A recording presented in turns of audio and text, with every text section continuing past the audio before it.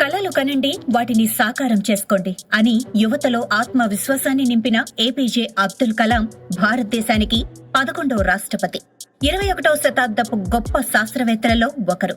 విద్యార్థులకు మార్గ నిర్దేశకుడు, రచయితగా అసమాన ప్రతిభా పాఠవాలు చూపిన మహోన్నత వ్యక్తి. ఎంతో మందికి ఆయన జీవితం స్ఫూర్తిదాయకం.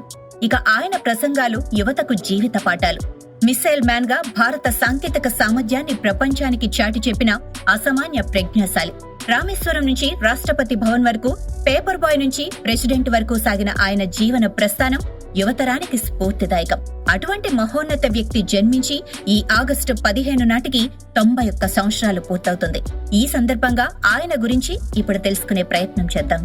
ఏపీజే అబ్దుల్ కలాం గా ప్రసిద్ధి చెందిన డాక్టర్ ఆవుల్ పకీర్ జైనులబ్దీన్ అబ్దుల్ కలాం 1931 అక్టోబర్ 15న తమిళనాడులోని రామేశ్వరంలో జన్మించారు.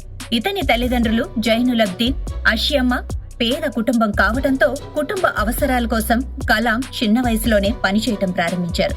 పాఠశాల విద్య పూర్తి చేసిన తర్వాత తన తండ్రికి ఆర్థికంగా చేదోడు వాతోడుగా ఉండటానికి వార్తాపత్రికలు పంపిణీ చేసేవారు. పాఠశాలలో సగటు మార్కులు వచ్చినప్పటికీ నేర్చుకోవటానికి తపన పడేవారు. ఎక్కువ సమయం కష్టపడేవారు.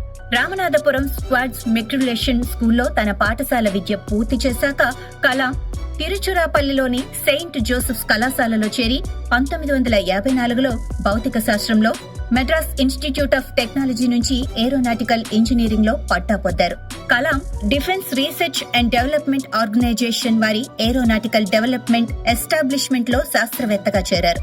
ఆ తర్వాత కలాం భారత సైన్యం కోసం ఒక చిన్న హెలికాప్టర్ చేయటం ద్వారా తన వృత్తిని ప్రారంభించారు. కానీ డిఆర్డీఓలో ఉద్యోగం చేయటంతో అతను సంతృప్తి చెందలేదు. తర్వాత భారత అంతరిక్ష పరిశోధన సంస్థ ఇస్రోలో చేరి ఇస్రో మొట్టమొదటి స్వదేశీ ఉపగ్రహ ప్రయోగ వాహనం తయారీలో పనిచేశారు. 1980 జులైలో ఈ వాహనం రోహిణి ఉపగ్రహాన్ని భూమి దగ్గర కక్షలో విజయవంతంగా చేర్చింది. 1970, 1990 మధ్యకాలంలో కలాం పిఎస్ఎల్వి, పిఎస్వి ప్రాజెక్టుల అభివృద్ధికి పనిచేశారు. ఈ 2 ప్రాజెక్టులు విజయవంతమయ్యాయి. ఎస్ఎల్వి రాకెట్ ఉపయోగించి రోహిణి 1 ఉపగ్రహాన్ని అంతరిక్షంలోకి పంపటం ఇస్రో చరిత్రలో మైలురాయి. ఇలా శాస్త్రవేత్తగా జీవితాన్ని ప్రారంభించిన కలాం అంతరిక్ష పరిశోధనల్లో భారత్ కు ఎన్నో విజయాలు అందించారు.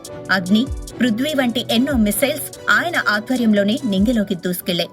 బాలిస్టిక్ క్షిపణుల అభివృద్ధికి ఏర్పాటైన project devil and project valiant కు కలాం డైరెక్టర్ గా పనిచేశారు. తన శాస్త్రీయ విజయాలకు మించి డాక్టర్ అబ్దుల్ కలాం సమాజం పట్ల, ముఖ్యంగా యువత పట్ల లోతైన బాధ్యతను కలిగి ఉన్నారు.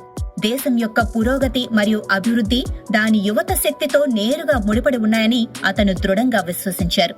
విద్యలో పెట్టుబడులు పెట్టాలని, శాస్త్రీయ దృక్పథాన్ని పెంపొందించుకోవాలని, యువతలో వ్యవస్థాపక స్ఫూర్తిని పెంపొందించాలని కలాం గట్టిగా సూచించారు. విద్య, కృషి మరియు నైతిక విలువల యొక్క ప్రాముఖ్యతను నొక్కి చెబుతూ దేశవ్యాప్తంగా విద్యార్థులకు ఉపన్యాసాలు మరియు స్ఫూర్తిని ఇస్తూ విస్తృతంగా పర్యటించారు. 1992 నుంచి 1999 వరకు డిఆర్డీఓకు సెక్రటరీగా పనిచేశారు. ప్రధానమంత్రికి చీఫ్ సైంటిఫిక్ అడ్వైజర్ గా పనిచేశారు. ఈ సమయంలోనే ప్రతిష్టాత్మకమైన పోఖ్రాన్ 2 అణు పరీక్షలను కూడా నిర్వహించారు. 2002లో డాక్టర్ కె నారాయణ్ తర్వాత కలాం రాష్ట్రపతిగా నియమితులయ్యారు. ప్రెసిడెంట్ అయిన మొదటి సైంటిస్ట్ గా, ప్రజల రాష్ట్రపతిగా కలాం మంచి గుర్తింపును తెచ్చుకున్నారు. 3వ భారతరత్న అవార్డు పొందిన రాష్ట్రపతిగా కలాం పేరు పొందారు. అత్యున్నత పదవిలోనూ నిరాడంబరమైన జీవితాన్ని గడిపిన కలాం రాష్ట్రపతి పదవీకాలం ముగిశాక తనకు ఇష్టమైన బోధనా రంగం వైపు మళ్లారు. కలాంను భారత ప్రభుత్వం ప్రతిష్టాత్మకమైన భారత్ రతన్, పద్మ విభూషణ్ మరియు పద్మభూషణ్లతో సత్కరించింది. 1997లో భారత ప్రభుత్వంచే ఇందిరాగాంధీ జాతీయ సమగ్రత పురస్కారం అందుకున్నారు. అతను బిఆర్ సావర్కర్ అవార్డు గ్రహీత. 2000లో ఆయనకు ఆల్వార్స్ రీసెర్చ్ సెంటర్ ద్వారా రామానుజన్ అవార్డు లభించింది. 2007లో అతను రాయల్ సొసైటీ నుండి కింగ్స్ చార్లెస్ II మెడల్ అందుకున్నారు. ఏఎస్ఎంఏ ఫౌండేషన్ యుఎస్ఏ కలాంను హూవర్ మోడల్ తో సత్కరించింది. అతను 40 విశ్వవిద్యాలయాల నుండి గౌరవ డాక్టరేట్ కూడా అందుకున్నారు. ఐక్యరాజ్య సమితి కలాం 79వ జయంతిని ప్రపంచ విద్యార్థుల దినోత్సవంగా గుర్తించింది. 2003 మరియు 2006లో అతను MTV youth icon of the year కి నామినేట్ అయ్యారు. ఒక మంచి పుస్తకం 100 మంది మిత్రులతో సమానం, కానీ ఒక మంచి మిత్రుడు ఒక గ్రంథాలయంతో సమానం అని యువతలో స్ఫూర్తిదాయకమైన మాటలు నింపుతూ పలు రచనలు కూడా చేశారు. Doctor Kalam India 2020, a vision for the new millennium, wings of fire, the luminous quads, A biography in words and colours, machine of వంటి అనేక బోధన మరియు స్ఫూర్తిదాయకమైన పుస్తకాలను రచించారు మరియు సహరచయితగా కూడా ఉన్నారు.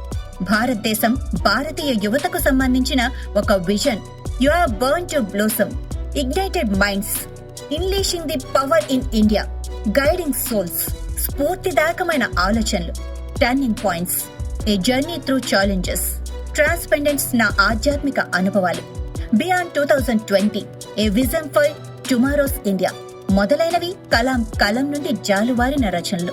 జూలై 27, 2015 షిల్లాంగ్లోని ఇండియన్ ఇన్స్టిట్యూట్ ఆఫ్ మేనేజ్మెంట్ లో ఉపన్యాసం ఇస్తూ డాక్టర్ ఏపీజే అబ్దుల్ కలాం కన్నుమూశారు.